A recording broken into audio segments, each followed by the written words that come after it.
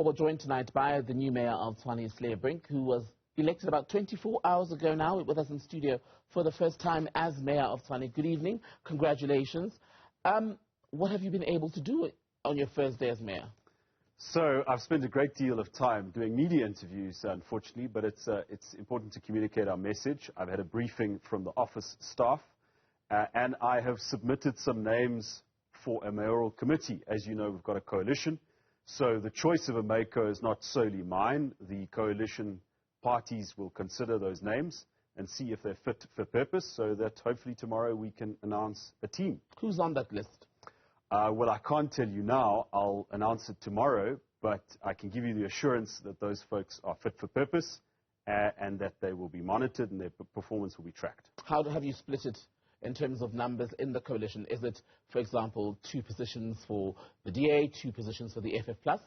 So in terms of the existing coalition agreement, which was negotiated back in November 2021, that division is, I believe, from the top of my head, about 4 or 5 for the DA, 3 for Action SA, 2 for the Freedom Front Plus.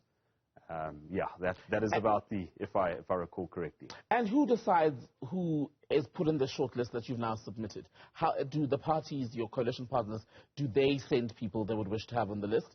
And then how do you then draw up the list that now has to be considered ahead of the final announcement?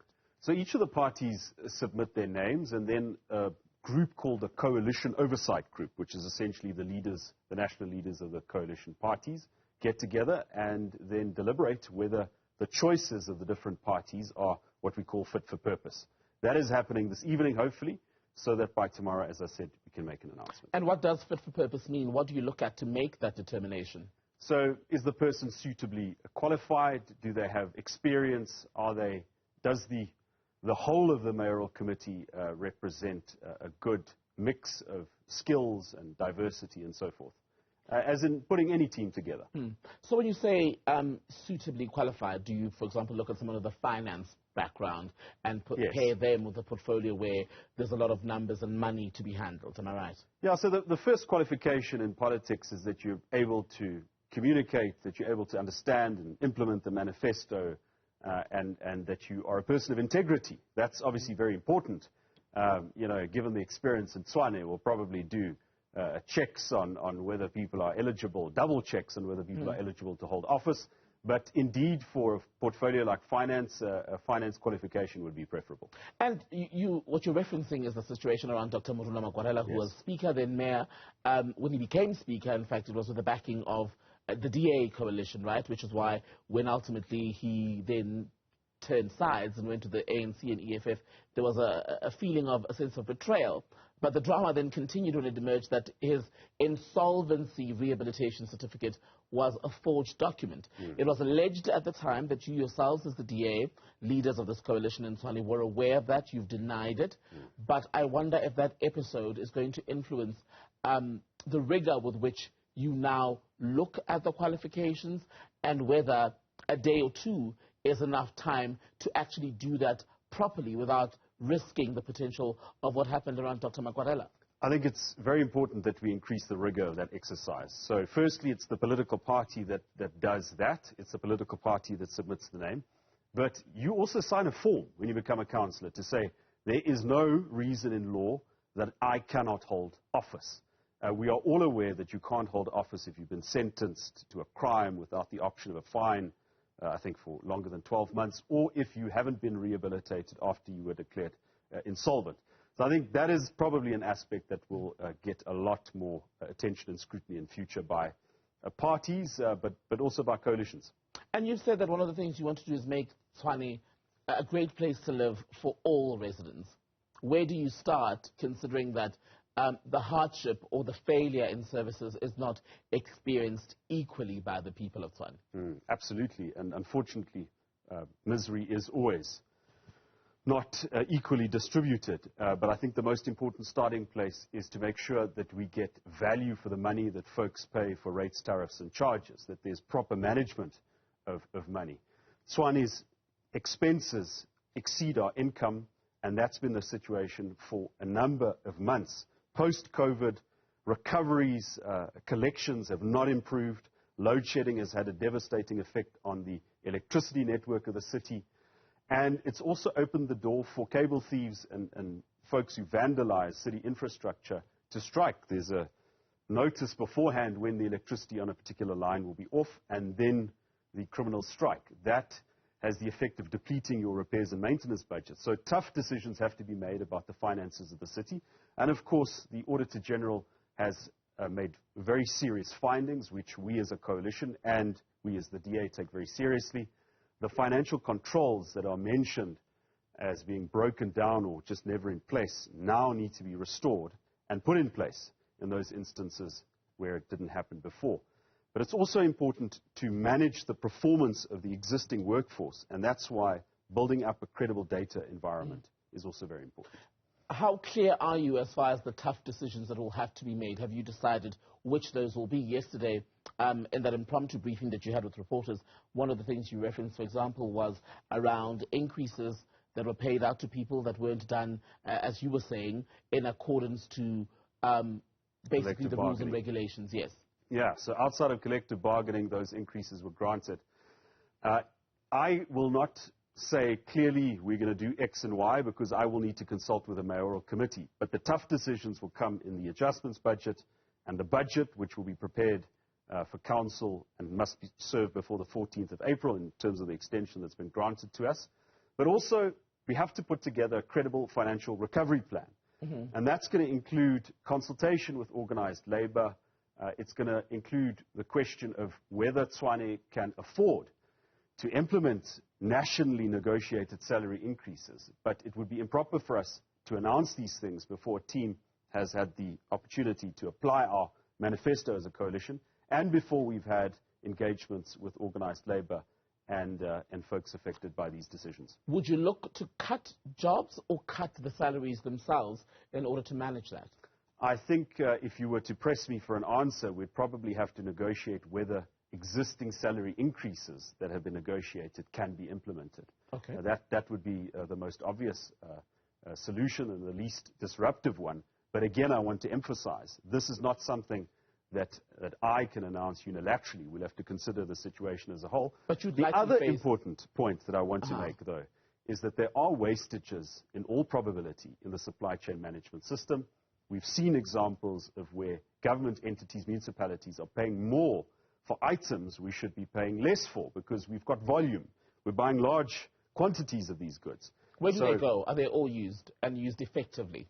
So, is there value for money? We need to examine that. So the items such as light bulbs and cables and the goods that you install in your water system and your sewage reticulation system and so forth. And that's where we are going to need the cooperation of the city manager. And I'm very happy to say that the one thing that Tshwane never really has had, but now has, is an apolitical, qualified city manager, somebody to lead the administration that doesn't answer to the structures of a political party, but can act in terms of a performance agreement. But you're likely to face an expected fair deal of pushback on the issue of wages, for example, given that municipalities are a very unionized environment. Are you prepared for that? And I wonder how you would navigate that at a time when unions across the board are saying, in fact, their workers need more money because, as many of us are experiencing, it's more expensive to get to work. It's more expensive to keep yourself going when you're at home. And I'm sure that ordinary residents who have to pay for water and electricity and property rates would say the same thing.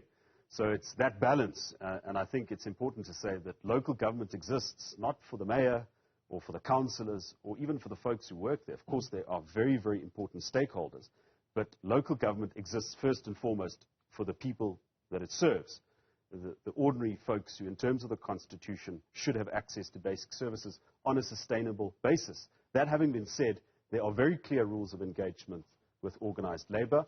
Anyone would be foolish to make up their own rules as they go along and create an unstable situation. We will respect the rights of organized labor and we'll work through the existing systems that exist for that purpose. The DA has been very vocal about what you believe is the legacy of the ANC in terms of the dysfunction in Tshwane, right?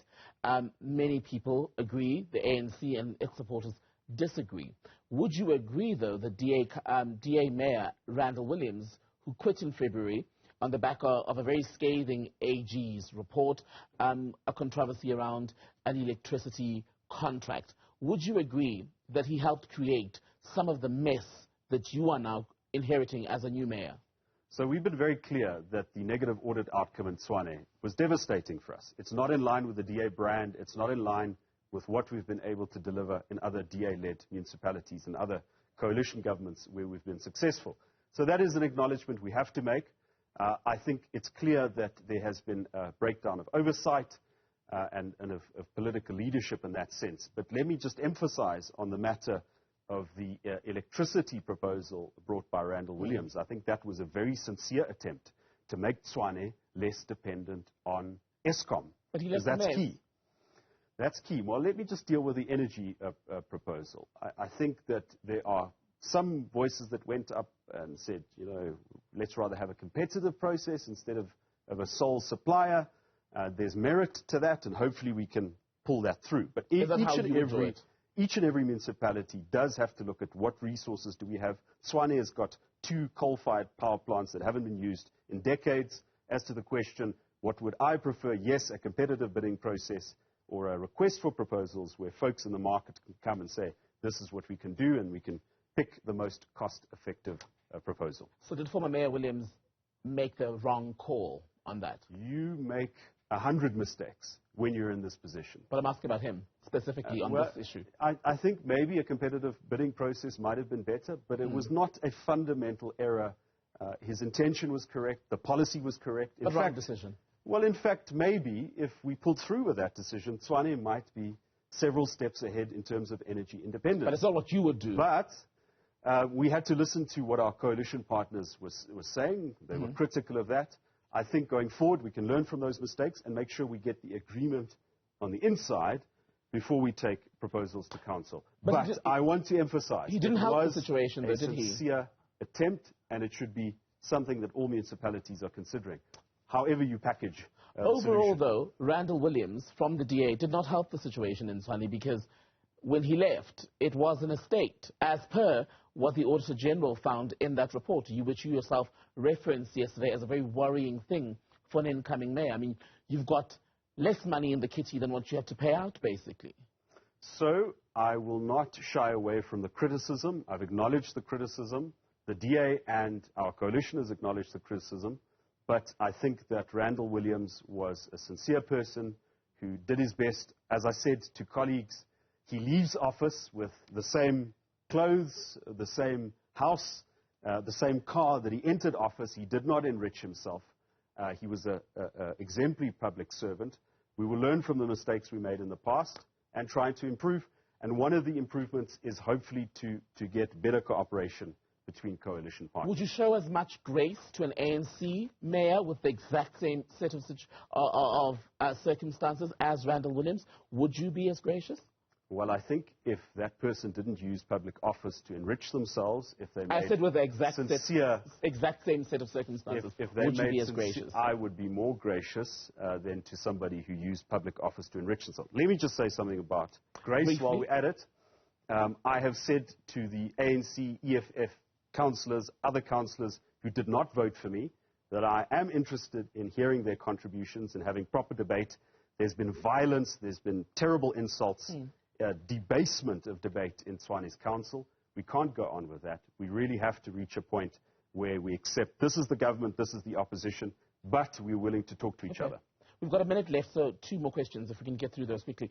Is the push then by the DA and the coalition to basically get rid of a mayor from the other side of the, not a mayor, but a speaker of council from the other side of the aisle, is that not counterproductive to what you're saying is a willingness to work with all parties in council? Because in all honesty, he's only been there for, what, 2 weeks at most? He's made a number of mistakes. Okay, let me just say what our concern is about the Speaker. It is that he will try and block the budget and the adjustments budget from being passed.